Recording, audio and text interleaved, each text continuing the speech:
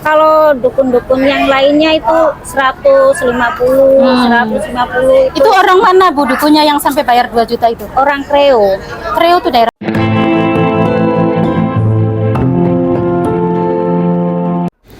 Halo teman-teman, assalamualaikum. Jumpa lagi dengan RC Channel. Ini lanjutan video aku kemarin liburan di Mongkok sama Eneng ya. Dan ini kita mau berburu martabak nih teman-teman. Kata Eneng itu penjualnya tuh di Ladies Market. Aku pikir Ladies Market tuh ya ini gitu, pasar turis. Ternyata salah teman-teman.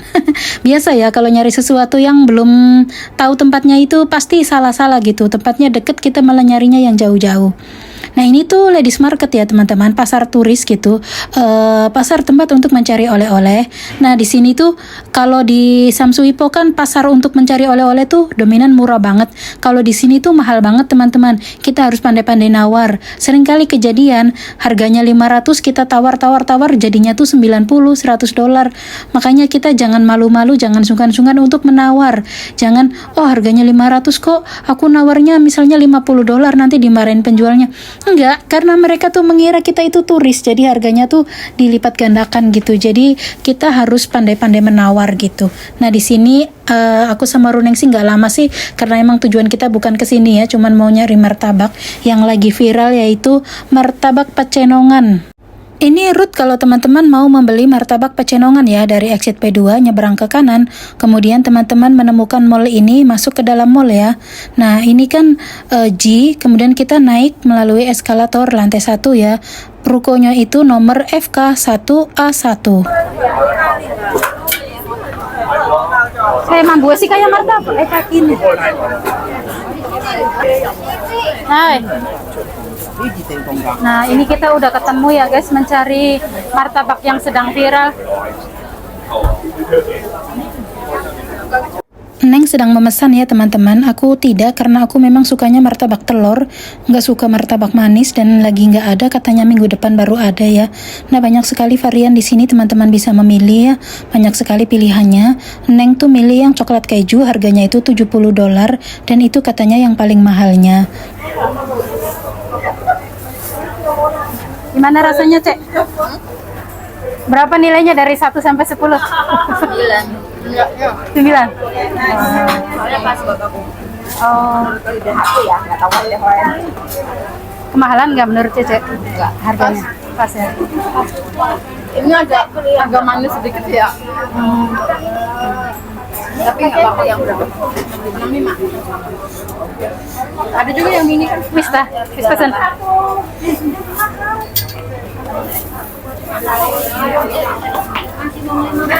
Ya suara apa?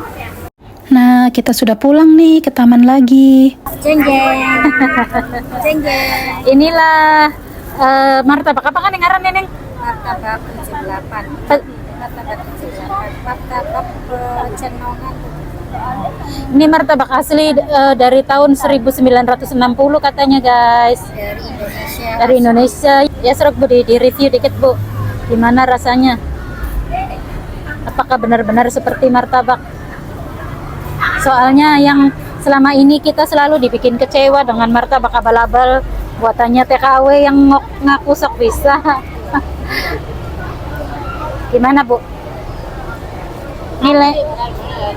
Iya ta. Nilainya berapa dari 1 sampai 10? Nilainya 9,9. Wow. Berarti beneran enak banget guys. Nah sayangnya martabak yang asinnya itu belum ada guys. Ya martabak telurnya tuh belum ada. Mungkin kalau sudah ada kita pesen 1 ayam 1 daging sapi. Minggu depan aja nah. Minggu depan. Oh iya. Minggu depan katanya guys.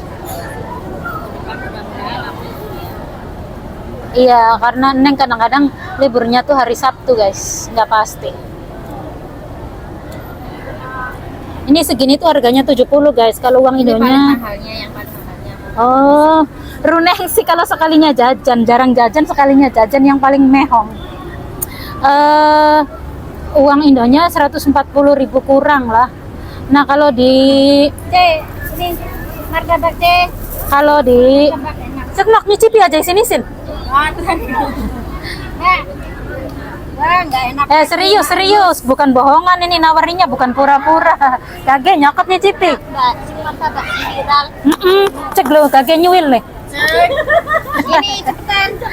Mumpung sudah ada di sini kagak lo pun sabaran ya kagak aja sini sin. Ngadaran panganan. Enak ke. Ya Allah, sampai berbagi semono. Ngadaran panganan sepira enak ke manten lewat tenggorokan itu. Bukan orang Indo aja. Orang Indo aja. Bukan orang kita aja yang beli, itu orang-orang sini pada beli tadi. Robos. Asin kan, martabak telur kan? Cuman laku aja. Oh, minggu depan. Full keju. Kejunya berasa banget, seratnya lembut, Coklatnya kerasa. coklatnya melimpah.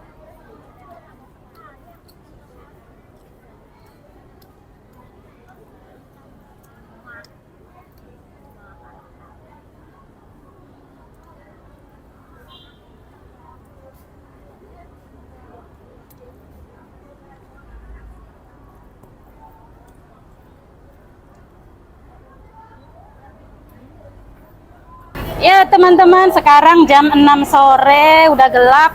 Dan kita juga kayaknya sebentar lagi mau pulang ya, Neng? Iya. Sambil menunggu waktu pulang tiba, sebenarnya kapan aja kita bebas ya pulang itu ya. Nah di sini aku sama Runeng sih mau sharing-sharing sebentar ya. Kita udah ngegosip ngalor ngidul. Sekarang kita mau ngomongin yang semoga ini bermanfaat gitu ya. Udah aku rangkum pertanyaan-pertanyaannya biar nggak ngalor ngidul lagi ya. Karena tadi kita udah ngoceh kemana-mana, jadi biar nggak lupa fokus kita mau nanya apa. Jadi langsung aja kali ya Bu. Pernah nggak nih seorang Runeng sini yang kelihatannya selalu bahagia, pernah nggak ada di titik terendah dalam hidupnya? Ya pernah. Semua orang kayaknya pernah mengalami titik terendahnya itu. Coba ceritakan satu aja yang membuat ngedon banget gitu. Ngedon banget, yaitu ketika anak aku lahir dan sakit, tapi itu sakitnya tidak wajar gitu, bukan sakit karena penyakit. Jadi karena di titik terakhir itu karena rumah aku itu ada penunggunya katanya gitu. Jadi soalnya Berarti sakitnya tuh sakit nggak wajar ya? sakitnya bukan medis tapi sakit karena gangguan gitu, karena Itu umur berapa itu Jaki? baru lahir. Oh baru lahir. Dia itu nangis terus setiap hari, tapi nangis itu ada jam-jamnya.